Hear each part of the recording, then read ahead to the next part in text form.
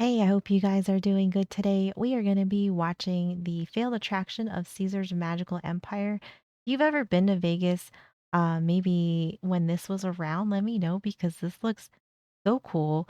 I kind of like skimmed through it just to kind of like get a vibe on it, and it looks way cool. So let me know if you were lucky enough to see this. But I am excited to learn more about it. If you do get a chance, I'd appreciate if you can leave a like and subscribe. It helps me out a bunch.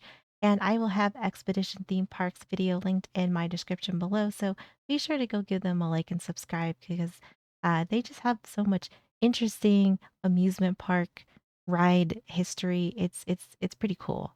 All right, let's learn about Caesar's magical empire.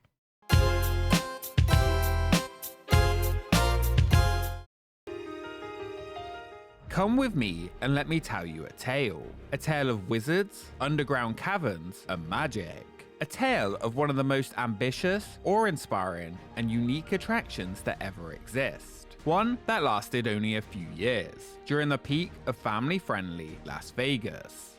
Welcome to Caesar's Magical Empire, the only magic and dining experience of its kind. See, like, this looks cool. I wish I could go to more stuff like this as a kid, and I wish that there is more stuff like this for kids these days too. Something about this just like, man, it looks like it's so much fun.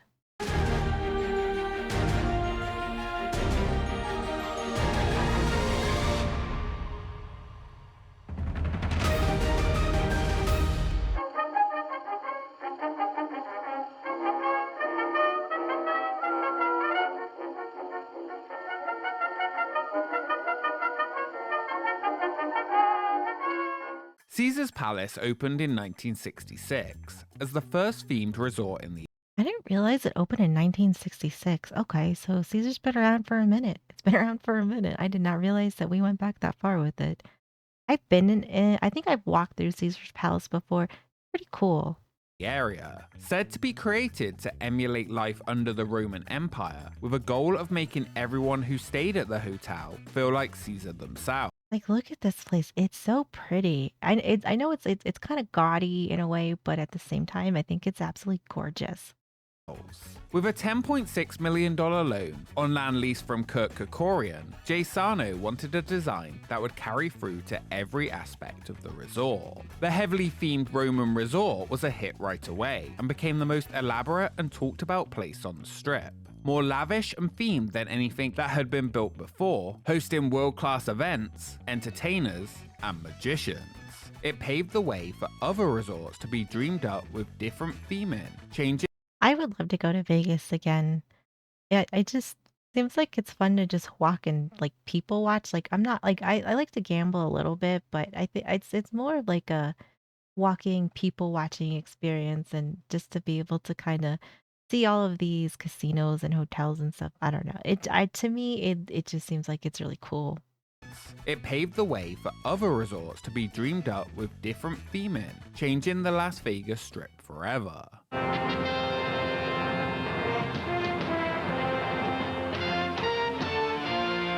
I love this. Like, where did all these kind of like ads go? I feel like all the commercials nowadays for stuff is like you either don't even see them or they just suck. Like, they're just bad. Like this like makes you feel excited and like you're gonna be a part of something. Like it makes you want to go to these places. It was the greatest empire mankind has ever seen.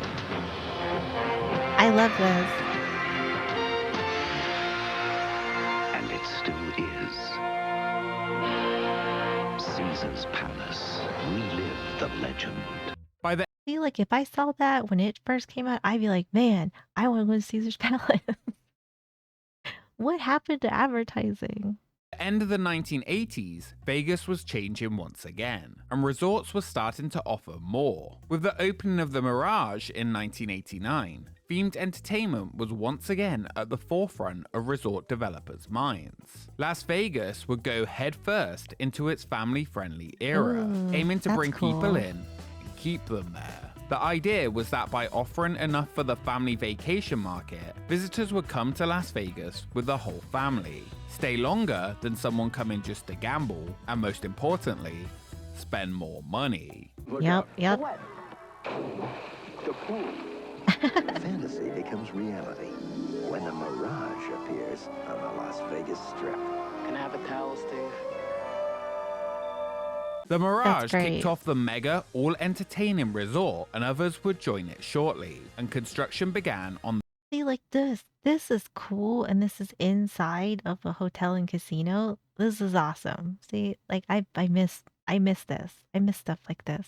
the Luxor, Treasure Island and its pirate battles, and the MGM Grand. Billions of dollars were spent on the city's new target audience throughout the Strip. The original theme resort, Caesar's Palace, had taken notice of the shift in direction and already had the framework in place to compete. The world-famous Caesar's Palace at Las Vegas in the state of Nevada, scene of the last and crucial Grand Prix of 1981. In the early 80s, a large section of mostly parking lot at Caesars was used as a temporary race circuit, firstly for Formula One. Only tiny crowds came, and the heat for the races was unbearable. The race I would imagine it's hot out there. Like I don't know when these races go on, but the other day I had just looked to see how hot it was in Vegas, and I think like one of their days it was like 110. So I could only imagine. racetrack was removed in 1984. After 2 years of planning, in April 1980, Look at this. Like this is so impressive. I especially for what this is the 80s. was removed in 1984. After 2 years of Like, planning, look at in that. April 1987, Caesar's Palace would announce that it had plans to add a shopping centre on the location of the former racing track. The addition was questioned by other resorts, thinking Vegas was about gambling, not shopping. It wouldn't take long until once again Caesars would introduce something that would change the Strip forever. This would be no normal shopping mall. Look at that. I love it. I think Caesars looks really cool. I think I have walked around that shopping center. I'm pretty sure I have.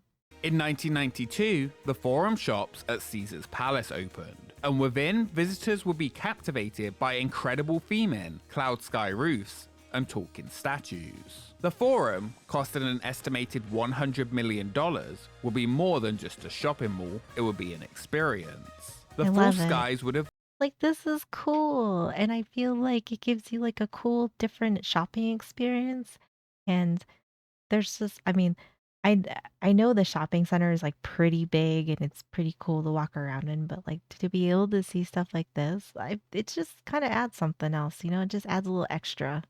evolve from sunrise to sunset every hour. Everything there was designed to entice customers in to shop more and spend more, with the easiest way out of the mall being through the hotel's casino.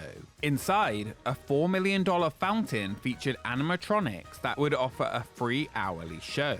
A highlight for many. The now removed show featured lasers and statues depicting Apollo, Bacchus, Plutus, and Venus. I love While it. the idea of the themed shopping mall was ridiculed when it was announced, once again, it had changed Las Vegas and set it on a path to become more of a shopping destination. Caesar's Palace got a That's like a win-win. If people are gonna shop and gamble there, that's like a win-win for you. I think. I don't you know, like aside from just having a gift shop, you had like a whole shopping mall and you had people gambling and you have people staying there and it's all like under one roof. I feel like that's like a win-win. and set it on a path to become more of a shopping destination. Caesar's Palace got a taste of what a highly themed experience could bring, and they wanted more family-friendly themed offerings to compete with the growing area, and there was a nightlife type of show that was becoming more popular than ever. Today, Las Vegas and magic go hand in hand. Like True. peanut butter and jelly, Marmite and toast, a rabbit and a hat, or Desperado and Lance Burton. Magicians in Vegas go back as far as the 1940s, and performances only increased from there. As musicians and Hollywood stars began to call Vegas home, so did magicians. During the 1980s, magic performances in Vegas really took off. after Siegfried and Roy headlined their first Vegas show in 1981. This was quickly followed by Lance Burton and David Copperfield signing contracts to perform in Vegas. By the 1990s, magicians were an integral part of Vegas life.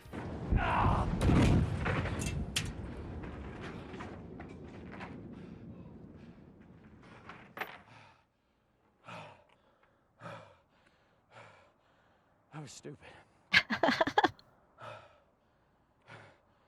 That was really stupid. By 1993, I love the performance though. The performance and theatrics, it's great.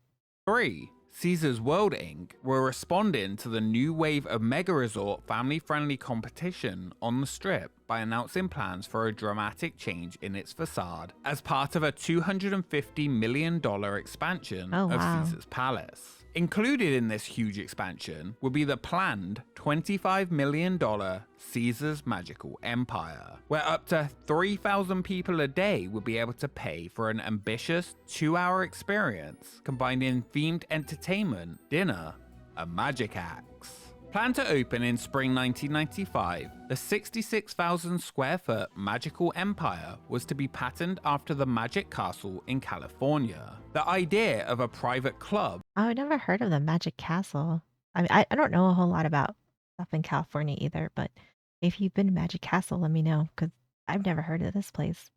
where members and their guests could dine, watch remarkable shows, and was full of Ooh, surprises. that sounds fun. Here, though, the experience would be much more of a tourist attraction that only required a ticket. The idea from the project came from Milt Larsen, creator of the Magic Castle, who had spent time with the CEO of Caesars World at the time, Henry Gluck, and was an early consultant on this new ambitious idea. Gluck, who had already created the Forum, stepped down as CEO of Caesars in 1994 before the project was complete. But he was the driving force behind getting it started. Landmark Entertainment took over the creative process for the attraction. You might think that some of the rooms are reminiscent of Poseidon's Fury at Islands of Adventure, and that would be why. Landmark would go on to create some of the most recognizable attractions in theme park history. Oh, wow. They hired Ray Pierce to be the magic director for the attraction, who was also responsible for magic in shows at Disneyland. Oh, so that's definitely a very, very smart choice. I would say that is a good move. The team behind the project will be top-tier themed entertainment designers. The facility itself was built by Tishman Construction, while Landmark designed and Gosh, that looks so cool though. That looks amazing. constructed the interior. The Magic Castle in California even shared their tips and tricks with the project, and Landmark began to visit to get ideas for the attraction. One such attraction they would come to see was the Magic Castle Seance Room. Landmark would build 2 in their brand new experience. Neither was said to be as simple and impressive as the ones that inspired them at the Magic Castle. Publicity described the upcoming attraction as a dining experience where visitors would be guided through a catacomb maze of corridors along an aqueduct of cascading waters, leading to a vast 7-story high magical realm. I would love to do this. Like if this was around today, I would absolutely go and do this. This sounds like such a good time. Construction and testing was underway. The project, which was now estimated to be costing closer to $35 million, and some actually report it cost as much as $60 million, while Oh my originally gosh. planned to open in 1995, was delayed to make sure everything was ready after technical glitches. And as long as you're here, why don't I show you around this wonderful, magical world? Was this what was played in the hotel rooms? You know, I don't know if you know that. Like a lot of times in these, if you stay in their rooms, they usually, or like I guess like most like resort places, but like they usually have like ads that pertain to like what's going on at their resort or stuff that you can do around there. But I would absolutely love to see this play like on the like Caesar's channel. Why don't I show you around this wonderful, magical world?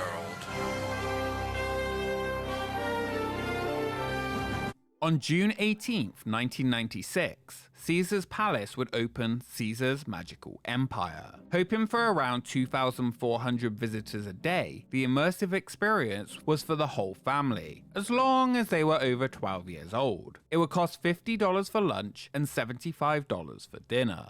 The Magical Empire experience began adjacent to the hotel sportsbook area in a celestial core, featuring a giant grand entrance with winged griffins and flooring inspired by a pattern in Nero's palace in Rome. Ceronymus sees These plans are so cool to see and really impressive and really just shows like a lot of creativity.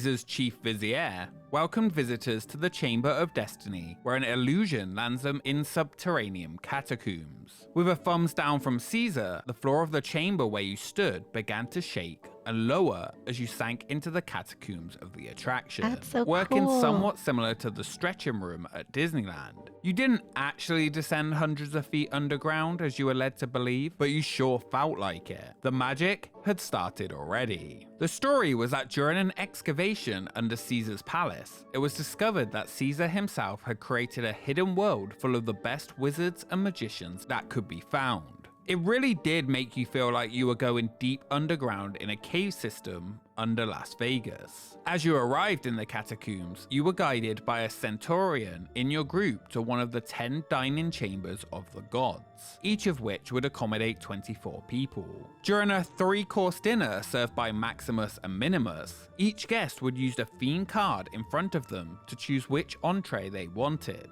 Once the cards were collected, they were put into a box and burst into flames. Luckily, you got the right meal always. That's so cool. I feel like we kind of, I guess, maybe abandoned the whole like dinner show experience nowadays, and I really miss it. I wish that that would be a popular thing again. Burst into flames. Luckily, you got the right meal always. Everyone raise your arms in your first magical gesture as Wizards of the Empire. Watch out. Even if it is a little cheesy, it's still entertaining. I don't know. I always kind of enjoyed these. For Minimus, there you go. But this is an experience that I would have absolutely loved to go do. This is just, I would 100% go do this. Magical gesture as Wizards of the Empire. Watch out for Minimus, there you go. Repeat after me. Courageous. Courageous! Quod Hobbes. Quod Hobbes! Et Hobbes. Et Hobbes! Or what you believe is real is Real! Entertainment in the room while you dined included music, magic by Master Sorceress Octavius, and comedy, with a final grand act, a disappearing trick, before the rest of the experience was explained. With so many guests visiting per day, the dinner was the quickest section of the experience, as it had to be reset every 40 minutes. And all Oh the my while gosh. you're served your 3-course gourmet meal. Oh, it's quite nice. Oh, and it comes with your choice of entrees. Chicken, veal, salmon, or a vegetarian dish. Keeps me slim. Oh, and that comes with an unlimited supply of wine as well. That keeps me not so slim. After you're fortified from your feast, then you're taken to the Sanctum Secorum, the very center of the magical empire. There, nearly anything could happen around every corner. The magic and the mystery and the things that you'll see and do. After finishing your meal, guests There's so much attention and detail in all of these, and it's really impressive. Gosh, what happened to stuff nowadays? I feel like everything is so bland. The mystery and the things that you'll see and do. After finishing your meal, guests will be guided to the Sanctum Secorium, a 7-story chamber that was incredibly themed. Inside, you could find a 5-minute show, Luminaria, combining giant dancing fire, smoke, and lighting effects. That was definitely impressive. Could get your cards read. There's fire eating and magic. It's a veritable carnival in the Sanctum Secorum, really. Ooh, I go there for all my parties. Oh, it's quite fun. After, you could explore the underground chambers where broken bridges that looked like you would fall into bottomless pits awaited, head into the forbidden crypt of Ramesses, with rotating walls, along with other exciting corners underground to explore. Next to the main chamber would be 2 bars. The grotto bar was nestled in a dragon's mouth cave where an invisible Ooh. Oh, I pianist like called that. Isabella played requests. This was heavily inspired by the Magic Castle. 2 skeletons hung on the wall and sang and cracked jokes. The Spirit Bar used a Pepper's Ghost effects to have Maximus Maven interact with guests and perform tricks with the help of the bartenders. 2 more theaters provided live entertainment. The Secret Pagoda, a 75-seat theater, had masters of close-up magic in 13-minute long shows, while the larger This seems so well orchestrated too. I don't know what happened to make it go downhill yet, but it just seems like it's very well orchestrated. Everything looks so in depth and detailed and like for all of their themes and everything. It's just I would have loved this as an adult and as a kid. I think both you would have a good time. Sultan Palace Theatre, which sat 150, featured illusionists in 30-minute performances. The performer you could see on your visit could be different each time, but most of the shows followed the same format in the beautiful theatres, and the magic on display would always be impressive. Sometimes popular magicians would draw people in just to see their show. A lot of the tricks and acts used in the show were developed in the few months leading up to the opening, as magicians and actors were being trained. Plenty of planned illusions had to be cut due to the practicality of the attraction, but the experience wowed those who visited. After finishing the dinner section, guests were able to explore the attraction at their own pace and see the shows in See, like that's really nice too. So you have like a structured part and then you're kind of, you can go and have your own adventure on your own. That's genius. the order of their choosing. Enjoy the bars or just relax exploring the different, highly themed rooms. I love that. So that's a bit what we have here at Caesar's Magical Empire. Oh, I hope you enjoyed your time. I hope you're not winded. Oh, well, I enjoyed having you. If you'd like to join us here for dinner, do talk to someone at the Caesar's Palace box office. They're very helpful and they'll let you know where we are, so you can come and see us and join us for a wonderful evening of entertainment, magic and merriment. The Caesar's would love Magical to. Empire experience was expected to last 2.5 to 3 hours to see it all. It was essentially an indoor, highly themed, interactive magic theme park, filled with genuine antiques and artifacts from Persia, Afghanistan, and Egypt. Oh, wow. And every wall was decorated, themed, or adorned with murals that replicated ones found from around the world. The seance rooms became one of the hardest places to get a ticket for in Las Vegas, with it mostly being used for high rollers at Caesars and their kids. From the moment you entered, you were immersed in the experience in every direction, and the reaction by those who visited was that it was astounding, really believing you were underground until you ascended the short ramp back into the casino when you were done. Caesar's Magical Empire quickly became a must-do on a family visit to Las Vegas. I would imagine so. I mean, it seems like there's so much that you got to do after you ate. And like the fact that you could be in there for 2.5 to 3 hours, I mean, that's really impressive. And it just seems like it would just be so cool to go do. An elaborately themed, multi-chamber dining and magic wonderland. The attraction treks stayed mostly the same over the next few years, with performers able to take and design their own spin on illusions inside, as well as introducing their own. Eventually, the over 12 age requirement for children was dropped, and kids between 5 to 10 could get in half price. The experience remained popular and was making good money, even hosting Halloween costume parties, which were a cheaper way to get inside the experience without the dinner. That'd be Caesars fun. even used Magical Empire as part of many TV specials and variety shows. While the sets were incredible, experiencing that exciting and magical dinner was unique. What really set Caesar's Magical Empire apart was the huge, incredible, talented cast and crew that brought the attraction to life. A fully immersive experience with character actors and magicians in every single room, staying in character from the moment you entered until you left. By 2000, Caesar's Magical Empire was still ranking as one of the best Las Vegas entertainment and dining options. The experience's core still remained the same as it had since opening day, and those who visited still remained wowed by what the experience gave. People reported that they could not believe the immersive adventure back in time with dinner that could not be found anywhere else in the world. See, like, that's what you wanna hear. That means that it was just absolutely spectacular, and, like, it's something that, like, you just had to go do, especially when people are saying that, and it definitely looks like it. Even, like, from all the footage from the ad to, like, I think this is, like, a news clip or whatever, but that is what it conveys 100%.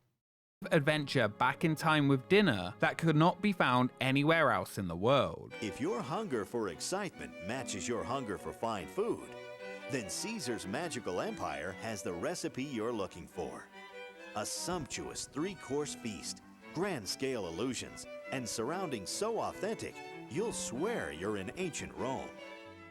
While the attraction hadn't changed, once again, it would be Las Vegas that would. With the driving force creatives behind the attraction gone, and marketing and Caesars Resort not really sure what to do with and how to promote the attraction, with Caesars Palace changing hands multiple times, rumors began that Caesars Magical Empire would close. Performers often ended the show, encouraging the audience to write to Caesars and tell them not to close it, but Oh, family-friendly no. Vegas was over. Oh, yeah, 'cause then they pivoted, 'cause, like, now I think Vegas is like, I guess the target audience is just adults, so I know, like, a lot of, um, some of the more, like, family-oriented places are either closing, have been closed, or probably will be. Space on the strip meant money, and while the attraction was making a good amount of money, it was nothing compared to what the space could generate. The unique attraction's days were numbered. After multiple cuts by the then CEO of Caesars, with entertainment halted and free tours being one of the only ways to get a glimpse inside on its final days, it wasn't a secret that the Caesar attraction would not last much longer. On December 1st, 2002, without much fanfare, it closed quietly without barely anyone talking about it at all. The I can't believe that wouldn't have been a big deal. I feel like this would have been a huge deal, but I guess maybe if they tried to keep it hush hush, then they wouldn't have any pushback from it. majority of the attraction would be demolished and replaced with the Pure nightclub, as well as being used as space for Celine Dion's show in her new Coliseum. Much of what Caesars added to compete with other growing mega resorts in the city would be removed. From the Magical Empire to the first IMAX 3D simulator ride, Race to Atlantis in the Forum. Caesars Palace would again emphasize returning to making as much money as possible with gambling, shopping, and live music, and that ahead of its time attraction was no more. Today, That's like so sad to hear though, because I feel like this was so cool. And I don't know. I mean, like, I feel like sometimes I feel like when I see some of this stuff, it seems like Vegas is in like a weird, they don't know who they're trying to attract. And I know that um, some of it's like, I think they have pivoted towards trying to be like more like adults, but then you still have other parts that are kind of still family friendly. But I feel like this still could have been good. I mean, I get it, like they want to make more money than the money that they make now, and that's just kinda how it goes, but this seems like it was just so cool. at Caesar's Palace, only a few remnants remain of the resort's attraction and entertainment from that time. Oh, well, do come and see me. I'll wear something low-cut and sexy for you. Good night.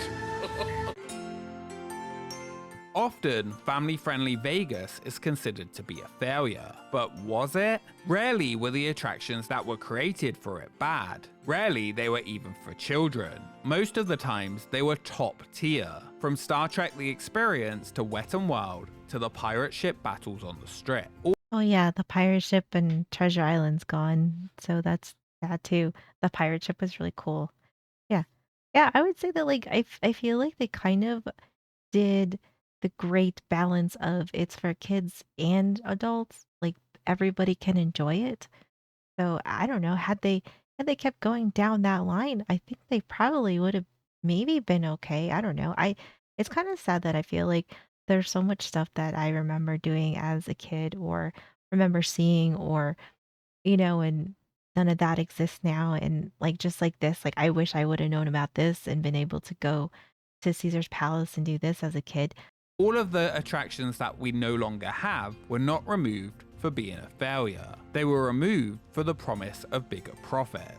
Each Right. and every single story of an attraction adding during Vegas's family-friendly era of the 90s were innovative, way ahead of their time, and would still impress today. Sadly, most of them did not make it past. I think he's right. I really do. I think he's right. I think had most of these still, I guess, like maybe been around today and like you try to keep that like family package but still have stuff for adults, I think they probably would have still been good. Or I would say at the very least, there's probably like a lot of young adults who would enjoy this too. So there's that demographic that you could include. I definitely agree with him. Time and would still impress today. Sadly, most of them did not make it past that era of change Yeah. until the present, Caesar's magical empire included. For those that still look, a few remnants from the original 90s era attractions still remain today, still as iconic as ever, at least for now. Of the That's true. 90s themed attractions that didn't make it, none were ever so ambitious, unique, and before its time as Caesar's magical empire. And it certainly cannot be called a failure in any way. Immersive and unique, it was often regarded as one of the most incredible attractions in Las Vegas history, leaving lasting memories on nearly everyone who embarked underground into its catacombs and the many, many people who worked there. At least it left a good impression. I mean, as sad as it was to see it go, at least anybody who was lucky enough to go do this, I feel like it's probably something that they always remembered, which is good. But it's still super sad that it doesn't exist anymore. Family-friendly Vegas changed the city forever, and while many ambitious, never-seen-again attractions have been lost to time and more often money, its impact can still be felt. Not just the attractions were ahead of its time, essentially the whole concept was. Las Vegas is changing again. Nearly 30 years later, Vegas is looking again for immersive themed attractions that bring you more than just gambling. Everything comes full circle as more and more themed entertainment offerings are added to the strip and surrounding areas. The family-friendly era of Vegas never truly went away, and it was never really for children at all. While marketed as kid-friendly, the attractions that came with it were really for everyone, and many of them would still be a huge hit if they were added today. So true. Immersion is back. Theming is back. And it all started with volcanoes, pirate ships, and in the case of Caesar's, magic.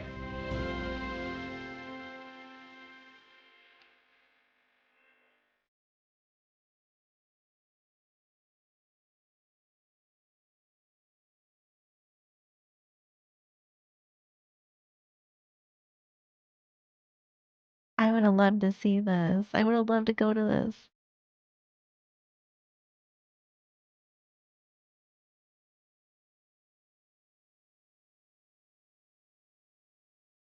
This video was so good and so sad at the same time. I mean, it's just I would have loved to go on and done this to have, such a cool experience there. It is sad to see that like a lot of these attractions and stuff are not they're not surviving or they are already gone. As far as like the immersion thing goes, I think that that's cool and maybe something good will come along and, keep that portion of it up. But it is sad to see that the Caesar's magical empire was, you know, it wasn't it wasn't closed due to lack of interest, like that's like one of the more sad stories, I feel like, it's almost like you'd almost wish it would fail just because then you'd have like a reason to be like, yeah, like people just kind of lost interest and stopped going.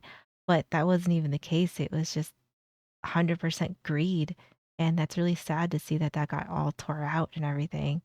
But it is what it is, unfortunately. But this was a great video. I love seeing this. I would have, if I could have when it was open, I definitely would have gone. Now that I know that it was something that existed, I would have loved it. Thank you so much for hanging out with me. I really appreciate you guys being here. Be sure to like and subscribe to Expedition Theme Park because these videos are just so good, even though they are kind of sad at the same time. But I think it's very interesting history that we get to see kind of, clips and a view of. But great channel. I love it. But that's going to do it for me. I hope you guys had a great day, and I will see you in the next one.